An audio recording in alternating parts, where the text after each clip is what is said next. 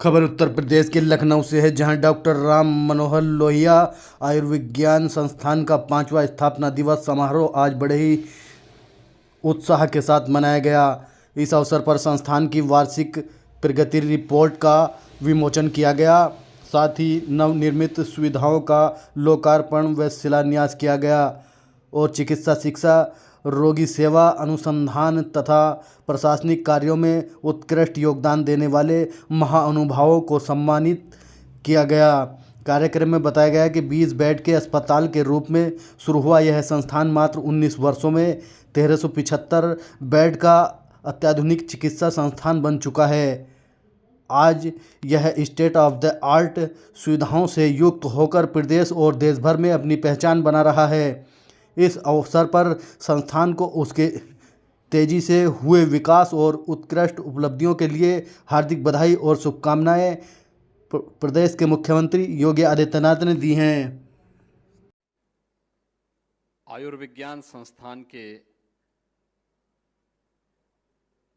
5वां स्थापना दिवस कार्यक्रम के अवसर पर आयोजित आज के इस समारोह में उत्तर प्रदेश सरकार में मंत्रिमंडल के मेरे वरिष्ठ सहयोगी, उप मुख्यमंत्री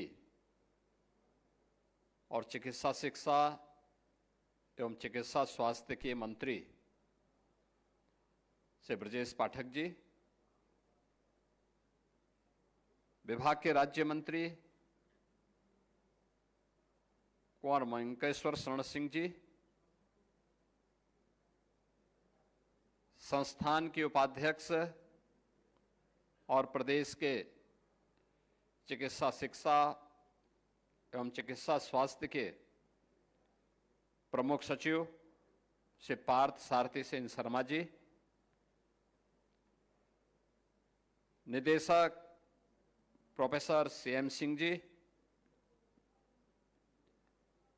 dean professor Pradyuman Singh ji, CMS professor Vikram Singh ji, आज के इस 5वां स्थापना दिवस कार्यक्रम में समारोह में उपस्थित अन्य सभी सम्मानित अतिथिगण, संस्थान के सभी वरिष्ठ आचार्यगण, सहायक आचार्यगण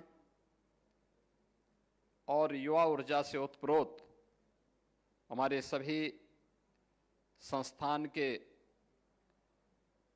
छात्र छात्राएं और उपस्थित अन्य बहनों और भाइयों, डॉक्टर राम मनोहर लोहिया आयुर्विज्ञान संस्थान को इस 5वां स्थापना दिवस कार्यक्रम के अवसर पर प्रदेश सरकार की ओर से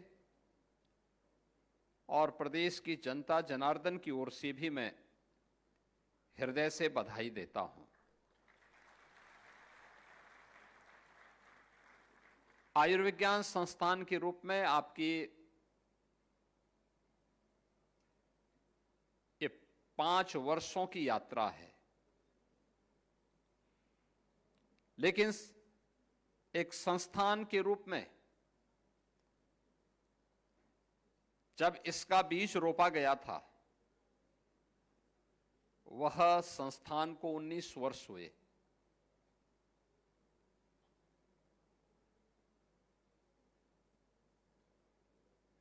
उन्नीस वर्ष में कोई 20 बेड का एक हॉस्पिटल इतनी तेजी के साथ 1375 बेड का एक बेहतरीन संस्थान के रूप में नाम दर्ज करे और स्टेट ऑफ द आर्ट के रूप में अपना नाम दर्ज कराने के लिए उत्सुक दिखाई दे रहा है, यह बिरला ही अवसर देखने को मिलता है।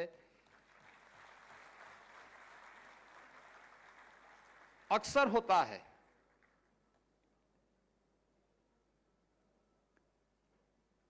हमारे जीवन की 3 स्थितियां होती हैं। एक प्रवृत्ति होती है, एक विकृति होती है और एक संस्कृति होती है। बीच का यथारूप रहना वो उसकी प्रवृत्ति है। जैसे मनुष्य है, वह परिवर्तन तो चाहता है, लेकिन परिवर्तन करने के लिए अपने आप को तैयार करने में हिचकता है। यथास्थितिवादी जिसे आप कह सकते हैं, वे कोई परिवर्तन नहीं ला सकते, कोई नयापन नहीं ला सकते। एक होता है व्यक्ति ने निर्णय लिए और निर्णय व्यापक जनहित में है, राष्ट्रहित में है। वह होता है बीज का वृक्ष बन जाना। यही संस्कृति है। लेकिन बीज जब किन्हीं कारणों से सड़ जाता है, गल जाता है, जब हम अपने कार्यों से किसी संस्था या संस्थान को, उसकी गति को अधोगति की तरफ लेके जाते हैं, उसका पतन करते हैं, हमारी किसी कार्य पद्धति के कारण जब संस्थान लगातार गिरावट की तरफ जाता है, तो यही वास्तव में विकृति होती है। और इस मायने में मैं कह सकता हूं कि संस्कृति का एक बेहतरीन उदाहरण राम मनोहर लोहिया आयुर्विज्ञान संस्थान ने प्रस्तुत किया है कि 20 बेड से बढ़कर के 1375 बेड का, और आज अनेक कार्यक्रमों का, अनेक ऐसे उपलब्धियों के लोकार्पण और भावी योजनाओं के शिलान्यास के लिए भी हम इस 5वां स्थापना दिवस कार्यक्रम के साथ यहां पर जुड़े हैं। मैं सबसे पहले इन सभी उपलब्धियों के लिए आप सभी को हृदय से बधाई देता हूं और भविष्य के लिए अपनी मंगलमय शुभकामनाएं भी संस्थान के प्रति व्यक्त करता हूं। ये जीवन की स्थिति तो वैसी ही है। किसी का इंतजार नहीं करता है। हमें काल की गति से 2 कदम आगे चलने के लिए अपने आप को तैयार करना होगा। जो व्यक्ति, समाज या देश काल की उस गति को पहचान नहीं पाता है, वह काल की चपेट में स्वयं आ जाता है। क्योंकि काल की गति तो वही है जिसके बारे में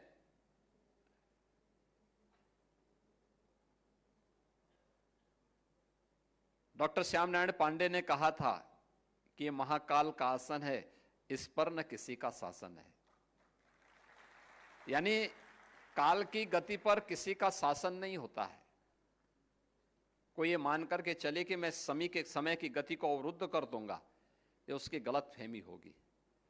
हमें उससे 2 कदम आगे चलने के लिए अपने आप को तैयार करना पड़ेगा। अगर हम चलेंगे तो प्रगति करेंगे।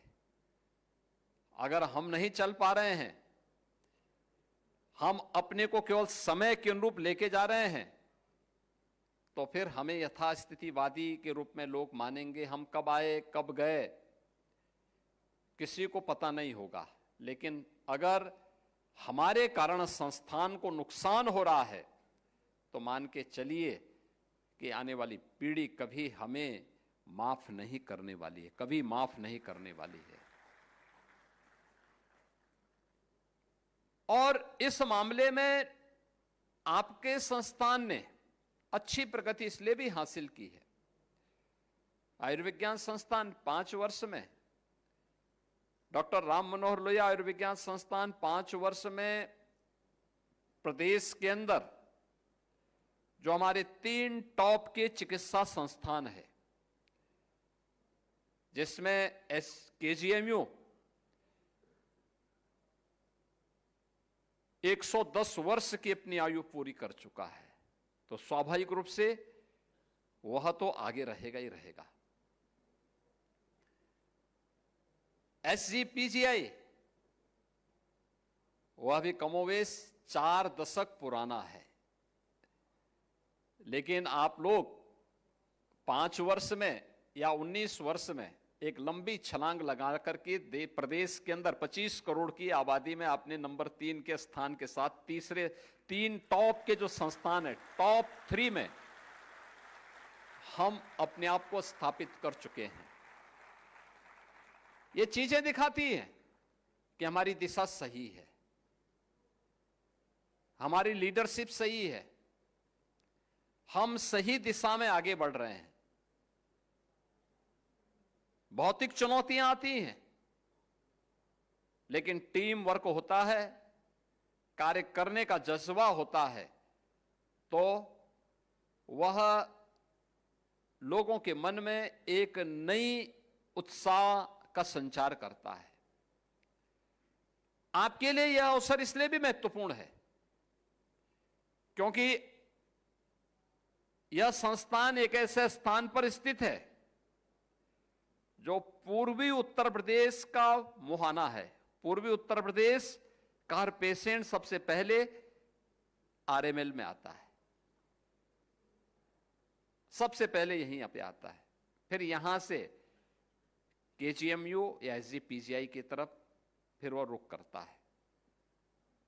और सबसे घनी आबादी पूर्वी उत्तर प्रदेश की, बिहार की, नेपाल की, ये सभी स्थितियां यहां के लिए आती हैं, इस ओर मुड़ती हैं। उन स्थितियों में अगर हम लोगों ने अपने आप को अपडेट नहीं किया, हम उसके अनुरूप अपने आप को तैयार नहीं करेंगे,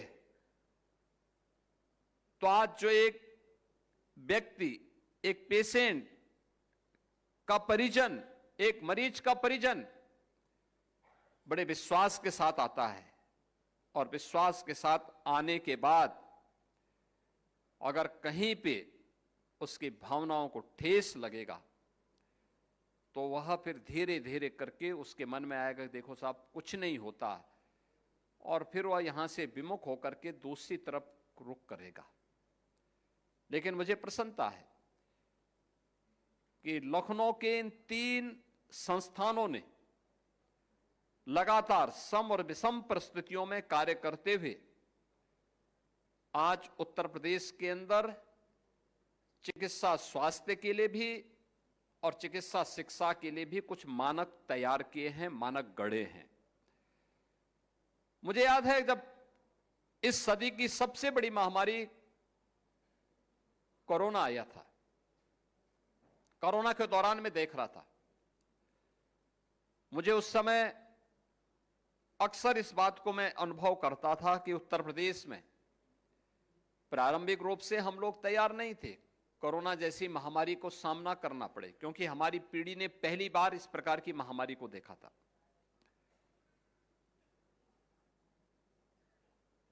जिस समय कोरोना का पहला पेशेंट आया था, हमारे पास कोविड की जांच करने के लिए कोई भी अन्य सुविधा नहीं थी, कोई लैब्स नहीं थी।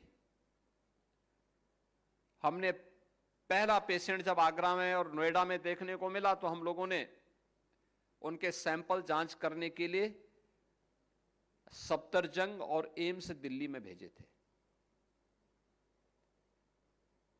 NIV पुणे को भेजा था, और धीरे धीरे करके हमने यहां विकसित करने प्रारंभ किए। पहले कम से कम यहां पे सैंपल कलेक्ट करके उनकी जांच करना प्रारंभ कर लें, फिर देखें यहां सुविधाएं क्या चाहिए। हम लोगों ने जब देखा था 36 जनपद ऐसे थे जिन जनपदों में ICU का एक भी बेड नहीं था, एक भी नहीं था,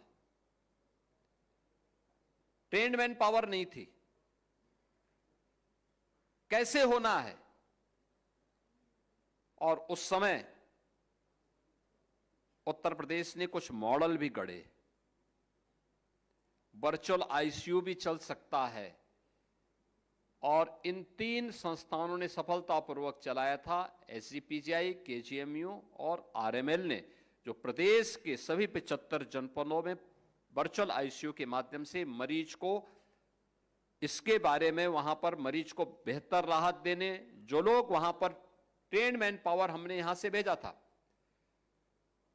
जो मास्टर ट्रेनर यहां पे ट्रेनिंग लिए थे, उन लोगों ने वहां पर जाकर के कार्य किया। और अगर कोई समस्या आती थी तो प्रतिदिन सायंकाल ये तीनों संस्थान एक साथ उन संस्थानों के साथ, उन मेडिकल कॉलेजेस के साथ या कोविड हॉस्पिटल्स के साथ जुड़ते थे और वहां पर उनको गाइड करते थे। कोई समस्या होती थी तो फिजिकली वहां पहुंच करके उनको मार्गदर्शन करती थी।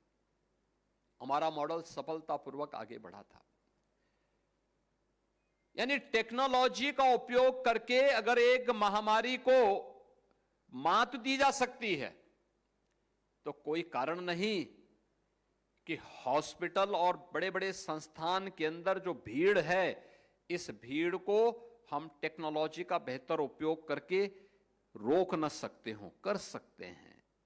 टेली कंसल्टेशन की सुविधा दूर दराज के क्षेत्रों में, पीएससी में, सीएससी में, डिस्ट्रिक्ट हॉस्पिटल में उपलब्ध करवा करके पेशेंट की स्क्रीनिंग के कार्य को हम उस स्टेज पे भी पूरी कर सकते हैं।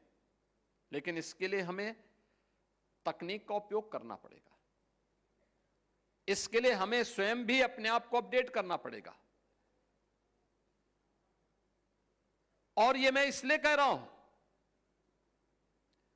आज जब हम लोग स्वास्थ्य की बात करते हैं, मैं भी आपकी एनुअल रिपोर्ट देख रहा था और मुझे अच्छा लगा।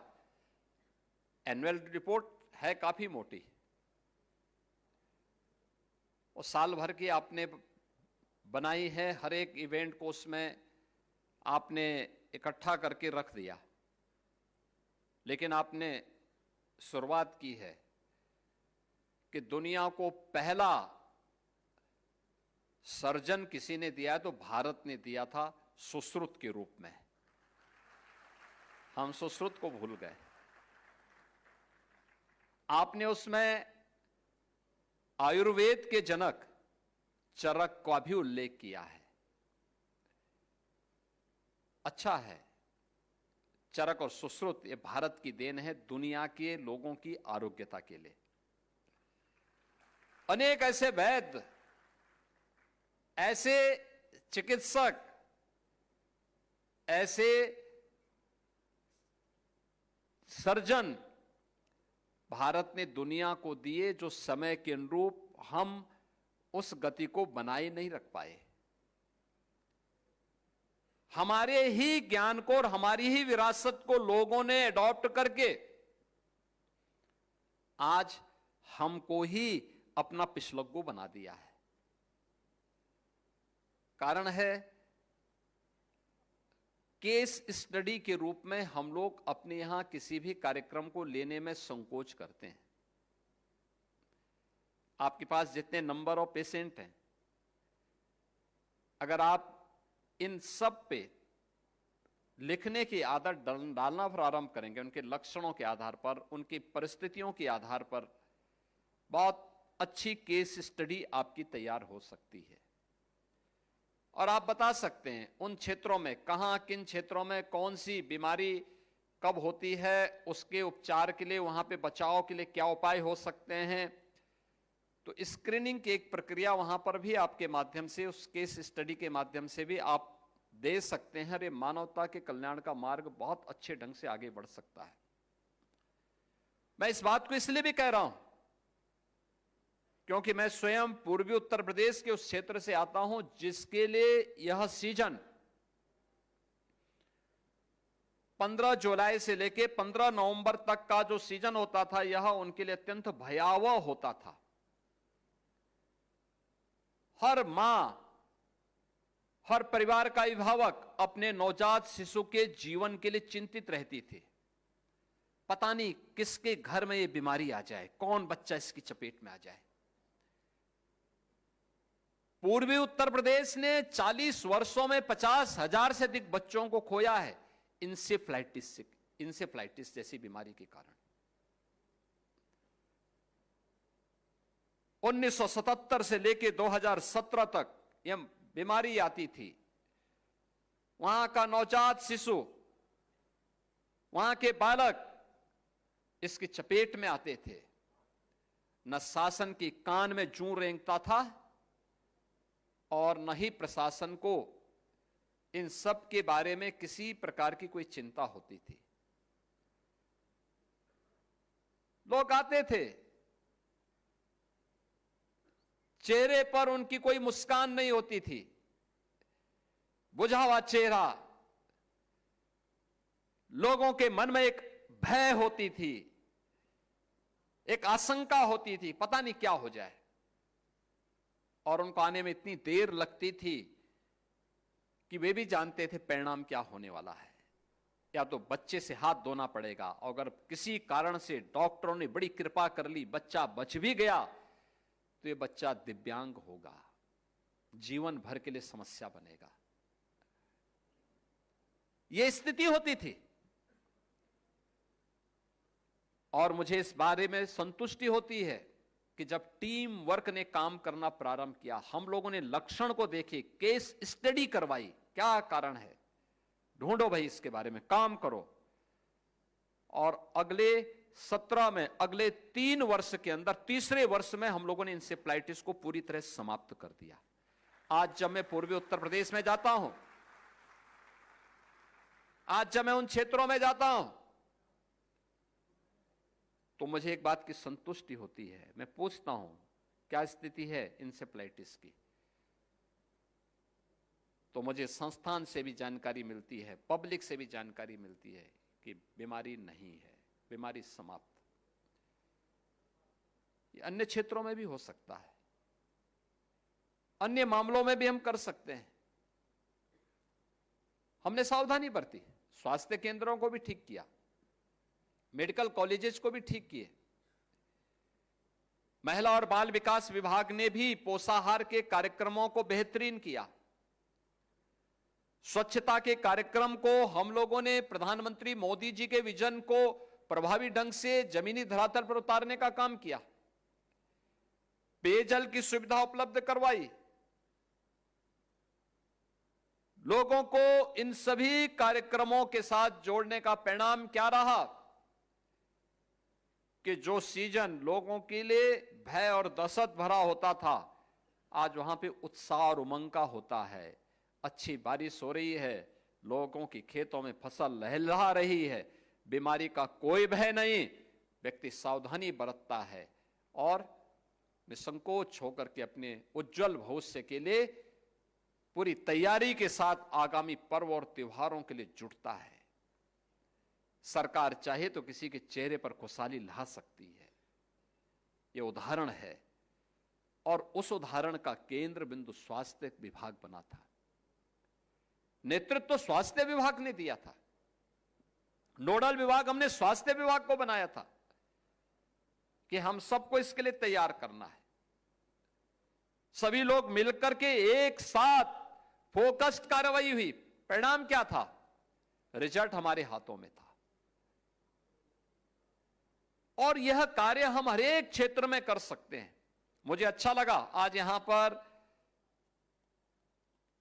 संस्थान ने एडवांस्ड न्यूरो साइंसेस सेंटर के भवन का भी और यहां पर अन्य सुविधाओं के कार्यक्रमों का भी लोकार्पण किया है। खासतौर पर जो गामा नाइफ मशीन के बारे में भी, 44 करोड़ की मशीन है। मैं पिछले 5 साल से पीछे पड़ा हूं संस्थान के, तो इस मशीन को ले आओ, आपके पास इसके एक्सपर्ट हैं। इसका लाभ ब्रेन ट्यूमर में और ब्रेन से जुड़ी हुई उन तमाम बीमारियों में उत्तर प्रदेश के लोगों को मिल जाएगा।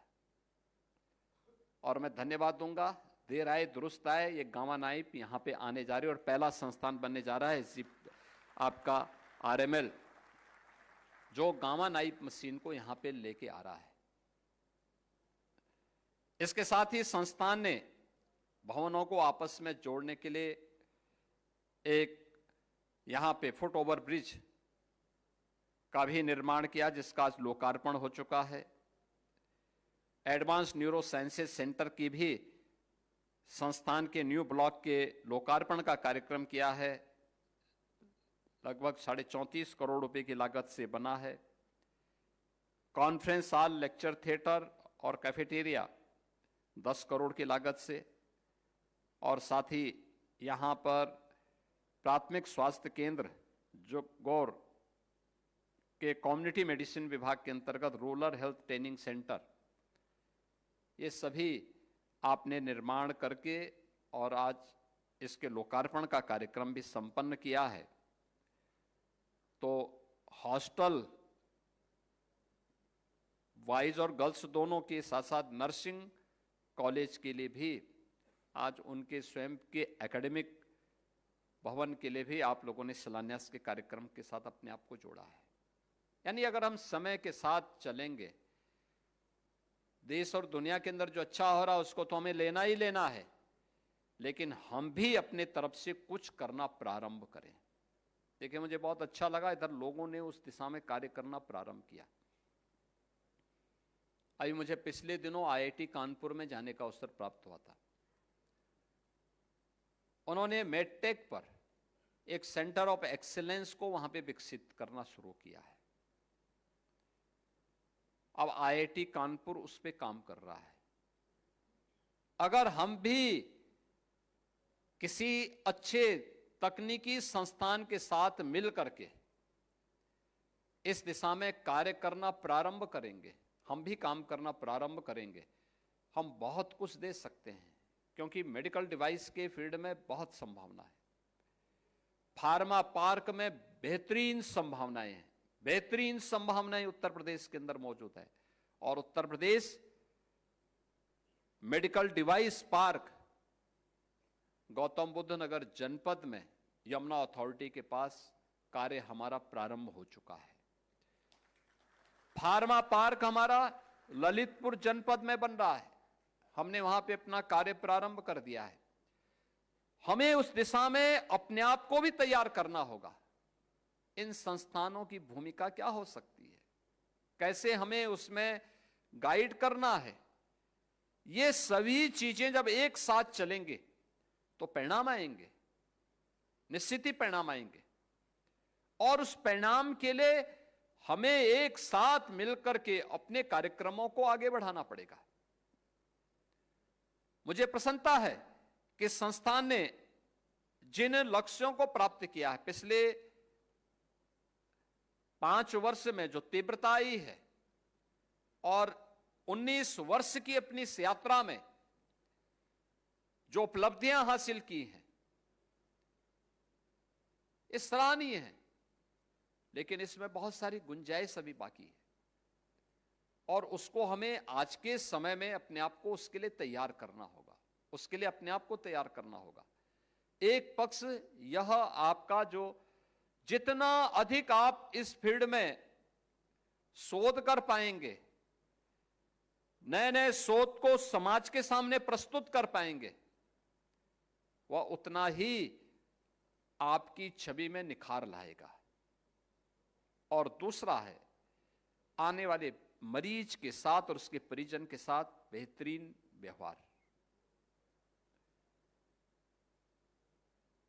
देखिए, हम मानते हैं जब कोई मरीज आता है उसको बहुत पता नहीं होता है, क्योंकि वह तब मनुष्य बीमार केवल शारीरिक रूप से नहीं होता है, शरीर की एक पीड़ा उसको मानसिक रूप से भी और आंतरिक रूप से भी कमजोर करती है। तो कहीं ना कहीं वह प्रतिक्रिया आवेश और गुस्से के रूप में सामने देखने को मिलेगा। अचानक उसका बिहेवियर चेंज होता हुआ दिखाई देगा, वो आवेश में होगा, गुस्से में होगा। उस गुस्से की चपेट में सबसे पहले उसका परिजन आता है और परिजन के बाद फिर सामने कोई भी डॉक्टर है, कोई नर्सिंग स्टाफ है, कोई पैरामेडिक्स है या कोई भी है, ये सभी लोग उसके चपेट में आते हैं। अगर हम उसकी बात को ध्यान से सुन रहे हैं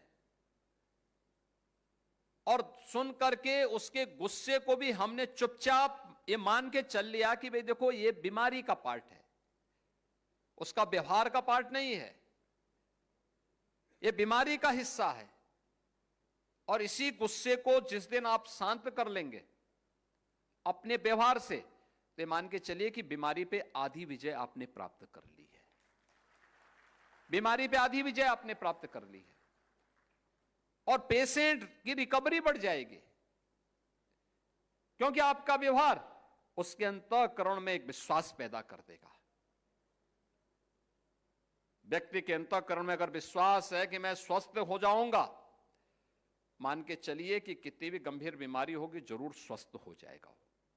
अगर आंतरिक रूप से आपके व्यवहार के कारण वो टूटा, कितना भी आप उसको उपचार करते रहिए, फिर उसका ठीक होना, रिकवरी उसकी होना बहुत कठिन हो जाता है।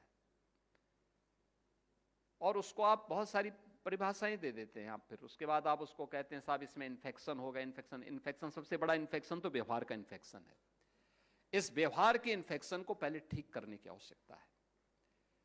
आपने देखा होगा जैसे आप उसका चेंज करते हैं, उसको बोलते हैं भाई आप पेशेंट थोड़ा बहुत रिकवरी उसकी कमजोर है, आप थोड़ा इसको प्लेस चेंज कर दीजिए। प्लेस चेंज करने का मतलब वहां पे कुछ व्यवहार उसके साथ ठीक हो जाए, तो आप देखते होंगे उसकी रिकवरी में तेजी के साथ सुधार होता हुआ दिखाई देता है। क्योंकि आप डॉक्टर हो, लेकिन हम लोग भी उन परिस्थितियों से गुजरते हैं। जनता दर्शन कार्यक्रम में पब्लिक आती है, सामने जब उसका तमतमाता हुआ चेहरा हम देख करके अगर सोचने लग जाएंगे तो हम उसको फेस नहीं कर पाएंगे। और इसलिए उसका चेहरा तमतमाता हुआ न दिखाई दे, हम लोग उसको पहले चेयर पे बिठाते हैं और फिर उसके सामने खड़े होकर के जाते हैं एक तरफ से और कहते हैं भाई बताइए आप। लोकतंत्र में उसका अधिकार भी है। लोकतंत्र में जनता तो जनार्दन है। हम उसके पास जाकर के उसका एप्लीकेशन लेते हैं, वो बहुत कुछ बोलता है। हम लोग जब जवाब नहीं देते हैं तो अगली बार वो कहते हैं, फिर उसके साथ ही हम देखते हैं 2 मिनट के अंदर वो कहता साहब गलती हो गई, मैंने गलती से बोला है। हम उसको बोलते हैं भाई आपकी समस्या का समाधान होगा, चिंता मत करो, ये हमारी ड्यूटी है, आपकी समस्या का समाधान हो सकता है किसी स्तर पर लापरवाही हुई हो, उसका हम समाधान निकालेंगे, लेकिन हम आपको मना नहीं कर सकते। हां, कुछ मामले सब जुडिस होते हैं, न्यायालय में मामले विचाराधीन है, प्रशासन कुछ नहीं कर सकता। आपको वहां पैरवी करनी होगी। आपके पास पैरवी के लिए कोई नहीं है, आप हमें बताइए, हम सरकारी वकील लगाएंगे, हम उनको बोलेंगे कि भाई आपकी पैरवी कर लें। लेकिन हम न्यायालय के मामलों में सीधे कोई प्रशासनिक आदेश कोई भी मान्य नहीं होगा। और आपको इन चीजों को देखना होगा, दोषा मेरिट देखनी होगी। क्योंकि मेरे पास जो पेशेंट आएगा, मेरे पास जो पेशेंट आ रहा है, वह तो अपनी ही बात को बोलेगा, लेकिन आपके पास जो पेशेंट आता है वास्तव में पीड़ित होता है। मेरे पास जो आएगा यह आवश्यक नहीं कि वो पीड़ित ही है। अब जैसे इस समय पंचायत के चुनाव होने जा रहे हैं, तो शिकायतें भी बहुत ज्यादा शुरू हो गई हैं। साहब उसका जांच करवा दीजिए, वहां जांच करा दो। मैं उनसे कहता हूं 4 साल क्यों चुपचाप बैठे हुए थे? बहुत बार ये लगता है कि हमें बोलना नहीं चाहिए, एप्लीकेशन ले लेते हैं, ठीक है भैया आपने ध्यान आकर्षित किया, आपको धन्यवाद। वो ज्यादा जिरह करता तो उससे पूछते अच्छा बताओ ये 4 साल में कभी आपने कोई एप्लीकेशन दिया? उसने कहा नहीं साहब चुनाव का इंतजार कर रहे थे। तो हमने कहा चुनाव का इंतजार कर रहे तो हमारे भी चुनाव का इंतजार कर लीजिए भाई, अब जाइए। अब ये उसको जवाब देना पड़ता फिर। लेकिन ये वास्तविकता है, हमारा व्यवहार पेशेंट के लिए बहुत महत्वपूर्ण हो सकता है, बहुत महत्वपूर्ण हो सकता है। और उसके लिए मैं आप सबसे इस बारे में आग्रह करूंगा कि हमें अपने संस्थान के अंदर उस प्रकार का वातावरण देना होगा। बहुत सारी चीजें ऐसी हैं जिसमें थोड़ा सा परिवर्तन हम कर लें। पेशेंट आए, एक ड्यूटी लगाओ। कोई भी पेशेंट आया, चल फिर नहीं पा रहा है, वहां पे कोई वार्ड बॉय या कोई पैरामेडिक्स ऐसा हो जो उसको देख सकें, वहां पे व्हील चेयर मिल जाए, वहां पे स्ट्रेचर उपलब्ध हो।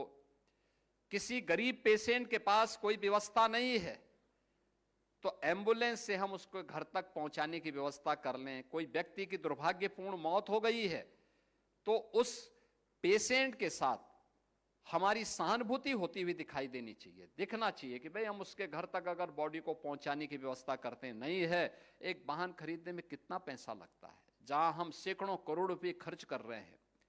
12-15 लाख का एक नया वाहन खरीद करके हम अगर उस पेशेंट के घर तक, उस मरीज के घर तक उसकी बॉडी को पहुंचाने में योगदान कर दे रहे हैं तो देखिए उस परिवार की दुआ आप पर लगेगी, संस्थान पर लगेगी। ये प्रगति के लिए आवश्यक होता है। इन चीजों के लिए हमारे लिए महत्वपूर्ण होता है कि हम पब्लिक के सेंटिमेंट को कैसे जीत सकते हैं, कैसे जीत सकते हैं। लेकिन अक्सर क्या होता है कि हम लोग इन छोटी छोटी चीजों पे ध्यान नहीं दे पाते, ध्यान नहीं दे पाते। अक्सर हम देखते हैं, मुझे कई बार तमाम संस्थानों को फोन करना होता है कि भाई ये प्राइवेट एम्बुलेंस आकर के पेशेंट को क्यों शोषण कर रही हैं, ये जबरन प्राइवेट हॉस्पिटल में लेके जा रही हैं पेशेंट को, और हमें इस पे सख्ती करनी चाहिए। पेशेवर रक्तदाताओं के द्वारा मरीज के जीवन के साथ खिलवाड़ हो रहा है, हम इस पे सख्ती कर सकते हैं। वॉलेंटरी डोनेशन के लिए लोगों को हम प्रेरित कर सकते हैं। बहुत बड़ी संख्या में अभी 17 सितंबर से 2 अक्टूबर के बीच में, 17 सितंबर आदरणीय प्रधानमंत्री जी का जन्मदिन है, 2 अक्टूबर राष्ट्रपिता महात्मा गांधी जी और देश के पूर्व प्रधानमंत्री स्वर्गीय लाल बहादुर शास्त्री जी की पावन जयंती है। 25 सितंबर पंडित दीनदयाल उपाध्याय जी की पावन जयंती है। सेवा पखवाड़ा का आयोजन है। सेवा पखवाड़ा के कार्यक्रम के दौरान शुरुआत ही रक्तदान शिविर से होना है और दोनों तीनों तिथियों पे कार्यक्रम होंगे। हमारा प्रयास होना चाहिए उस समय हम वॉलेंट्री ब्लड डोनेशन के लिए लोगों को प्रेरित करें। ब्लड बैंक में उतनी व्यवस्था नहीं तो हम उनके ब्लड ग्रुप जांच करके अपने पास रखें और आवश्यकता पड़ने पर जरूरतमंद को उपलब्ध करवाने में योगदान दें, जिससे पेशेवर रक्तदाताओं के द्वारा किए जाने वाले स्वास्थ्य के साथ खिलवाड़ को हम रोक पाने में सफल हो जाएं। हमें उन सभी कार्यक्रमों को अपने यहां लागू करने की तैयारी करनी चाहिए जो छोटी दिखती हैं, लेकिन ये छोटी छोटी चीजें बाद में हमारे लिए एक समस्या खड़ी करती है, एक समस्या खड़ी करती है। आपने अभी देखा होगा नेपाल में क्या हो गया, यानी लोगों ने इग्नोर किया सोशल मीडिया, परिणाम क्या था, कैसी स्थिति हुई, विकास कैसे बाधित होता है, प्रगति कैसे बाधित होती है, कैसे लोगों के साथ खिलवाड़ हो जाता है। ये दृश्य कहीं और न हो, उसके लिए छोटी छोटी बातों पे ध्यान देना। जो जिस फील्ड में है, हर व्यक्ति को अपने अपने फील्ड में सतर्क रह करके पूरी सावधानी पूर्वक, पूरी संवेदना से युक्त होकर के अपने कार्यक्रम को आगे बढ़ाना पड़ेगा। आज के नए युग के अनुरूप हमें अपने आप को तैयार करना होगा। हर एक फील्ड में आपने अभी तक रीनल ट्रांसप्लांट की व्यवस्था की है, अन्य क्षेत्रों में भी आप कार्य करना चाहते हैं, आपने इसके लिए इंफ्रास्ट्रक्चर डेवलप किया है, इसको तेजी के साथ आगे बढ़ा देंगे। यहां की आवश्यकता भी है। 25 करोड़ की आबादी उत्तर प्रदेश के अंदर। हमारा प्रयास होगा कि सेवा पखवाड़ा के दौरान प्रदेश सरकार के द्वारा प्राथमिक स्वास्थ्य केंद्रों में, सामुदायिक स्वास्थ्य केंद्रों में विशेष चिकित्सा शिविर लगेंगे, आरोग्य मेले लगेंगे। आरएमएल की टीम भी उसमें जाए, कुछ जगहों को लें और कुछ जगह जाकर के एकदम लोगों को एहसास होना चाहिए। 2 साल लखनऊ में आप काम कर रहे हैं, आपने अपना जो हेल्थ सेंटर कम्युनिटी मेडिसिन का दिया है, rural health centre training centre, वह भी केवल लखनऊ में दिया होगा। किसी एस्पिरेशनल डिस्ट्रिक्ट में दीजिए, एस्पिरेशनल ब्लॉक में दीजिए। भारत नेपाल बॉर्डर के किसी जनपद का चयन करके वहां की उन जनजातियों के बीच में थारू जनजाति रह रही है, तमाम ऐसी जातियां हैं जो घुमंतु हैं, स्वास्थ्य का ध्यान नहीं रखती, उन्हें स्वास्थ्य के प्रति जागरूक करने के लिए वहां कार्य करना चाहिए। और आज ये तब हमारे लिए महत्वपूर्ण है जब हमने medical colleges, 1 district 1 medical colleges की तरफ हम आगे बढ़ चुके हैं। 1 डिस्ट्रिक्ट 1 मेडिकल कॉलेज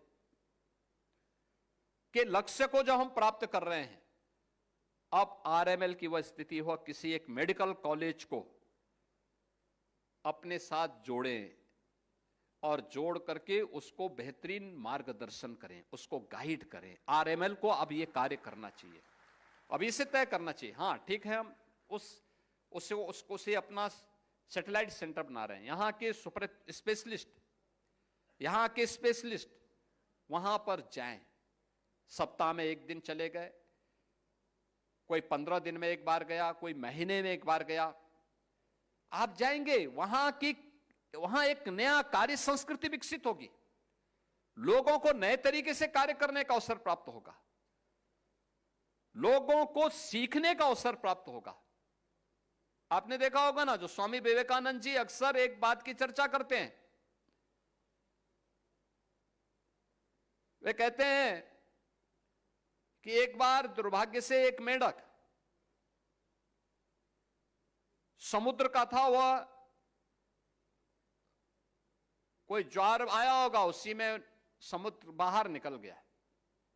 निकलते निकलते वो भूल गया, वो एक कुएं में जाके गिर गया। कुएं में जाके गिरता है तो कुएं के अंदर मेंढक देखते हैं उसको कि वे तो कहीं बाहर का आया है, कहां से आया है। लोगों ने पूछा उन लोगों ने कि वे कहां से आए हैं। उसने कहा मैं समुद्र से आया हूं। कहा समुद्र कितना बड़ा है? तो उसमें से कुएं के एक मेंढक ने छलांग लगाई। कहा इतना बड़ा? कहा कि अरे इससे बहुत बड़ा है। कहा कितना बड़ा? उसने एक और छलांग लगाई। अब कुएं के अंदर कितनी कोई छलांग लगाएगा? तो उसने कहा उससे भी बड़ा। तो उसके बाद वे सब उस पर झपट पड़े। कहा तो झूठ बोलता है, इतना बड़ा हो ही नहीं सकता है। हमें उन क्षेत्रों में जाना चाहिए जहां पे अभी सुपर स्पेशलिटी की सुविधाओं का अभाव है। लोगों को पता लगना चाहिए कि हां हम भी कर सकते हैं और ये कार्य संभव है। वहां के स्पेशलिस्ट भी इसमें सहायक हो सकते हैं, वे मानसिक रूप से इसके लिए तैयार हों, आपका मार्गदर्शन मिलेगा तो हमारे वे संस्थान आपके लिए बहुत बड़ी भूमिका का निर्वहन कर सकते हैं उन क्षेत्रों में। अलग अलग वर्ष, एक वर्ष हमने सिद्धार्थनगर मेडिकल कॉलेज को लिया, एक वर्ष हमने अयोध्या के मेडिकल कॉलेज को ही ले लिया, अंबेडकर नगर के मेडिकल कॉलेज को ले लिया, या सुल्तानपुर के मेडिकल कॉलेज को ले लिया, या नेपाल बॉर्डर में ही करना है तो बलरामपुर है, बहराइच है, गोंडा है, लखीमपुर खीरी है, पीलीभीत है। इन सभी में किसी 1-2 में जाकर के टीम जाकर के करिए। आप वहां जाएंगे, प्राकृतिक वातावरण भी देखने को मिलेगा, पिकनिक भी होगी और साथ साथ आपका एक बेहतरीन हेल्थ एक्सपोजर भी आपको देखने को मिलेगा। आपको उस क्षेत्र में अनुभव होंगे, कार्य करने के नए अनुभव होंगे, आपके प्रति लोगों के मन में एक नया श्रद्धा का भाव पैदा होगा। बहुत उसमें नहीं खर्चा होता। और फिर क्या हम टेली कंसल्टेशन से फिर उनके साथ जुड़ सकते हैं, लोगों को स्वास्थ्य के प्रति जागरूक कर सकते हैं। एक बड़ी क्रांति आ जाएगी इसमें, क्योंकि जब आप यहां करेंगे तो मेडिकल कॉलेजेस को फिर हम डिस्ट्रिक्ट हॉस्पिटल के साथ या सीएससी के साथ जोड़ने में हमें सफलता प्राप्त होगी। वो भी मानसिक रूप से तैयार होंगे कि अगर आरएमएल आ सकता है तो हम क्यों नहीं हो सकते, वह भी कर सकता है। ये यानी इतना अच्छा कार्य हो सकता है कि हॉस्पिटल के लोड को, जो भीड़ लगी हुई है, 5000 की ओपीडी आपकी है, अभी ये बढ़नी है, ये तो रूटीन का है। हमें प्रयास होना चाहिए कि ये कैप हो और उन क्षेत्रों में भी उस पेशेंट को सुविधा प्राप्त हो। क्यों बलिया का व्यक्ति यहां आएगा अगर बलिया में उसको सुविधा मिल जाए? क्यों देवरिया, कुशीनगर में जब मेडिकल कॉलेजेज हैं तो ये सुविधा वहां पर क्यों नहीं मिल सकती? गोरखपुर में एम्स और मेडिकल कॉलेज है, वहां ये सुविधा क्यों नहीं मिल सकती?